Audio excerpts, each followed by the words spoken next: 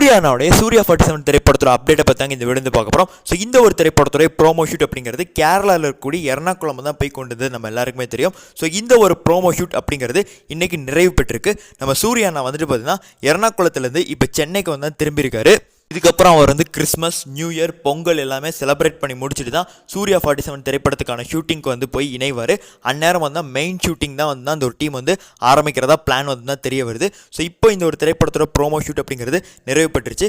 ஒன்று வேகமாக எடிட் பண்ணி முடிச்சாங்கன்னா நமக்கு வந்து டிசம்பர் 25 கிறிஸ்மஸ் ஸ்பெஷலாக அந்த ப்ரோமோ கிடைக்கும். இல்லை அப்படின்னா ஜனவரி 1 நியூ இயர் ஸ்பெஷல் நமக்கு வந்து ப்ரோமோ கிடைக்கும். ஸோ அதில் எந்த ஒரு மாற்று கருத்தும் இல்லை. அதே மாதிரி நம்ம சூர்யானாவோட லுக்கும் நமக்கு வந்து எப்படின்னா ரிவீல் ஆயிடுச்சுன்னு நம்ம சொல்லி ஆகணும். ஸோ இன்னைக்கு காலையில் வந்து கொச்சின்ல இருக்கக்கூடிய மறைந்த நடிகரான சீனிவாசன் அவர்கள் வீடுக்கு போகும்போது நம்ம அண்ணாவோட லுக்கை வந்து பார்த்துருந்தாங்க. ஸோ பியர்லெஸ்ஸாக இருந்தார், செம்ம ஹேண்ட்ஸமாக இருந்தார் அப்படி தான் சொல்லியானோம். அதே மாதிரி அவர் ஏர்போர்ட் போகும்போது பார்த்தோம். ஸோ அந்த ஒரு லுக்கில் தான் அவர் வந்து படத்துலையும் இருக்க போகிறாரு. ஸோ படத்தில் நேற்றே வந்து ஒரு ஃபோட்டோ வந்து காட்டியிருந்திருப்பேன். ஸோ போலீஸ் யூனிஃபார்மில் செம்மையாக வந்துட்டு பார்த்தீங்கன்னா ட்ரெஸ் எல்லாம் கிழிஞ்சு வேறு லெவலில் வந்து அண்ணன் வந்து மாசாக இருந்திருப்பாப்பில்.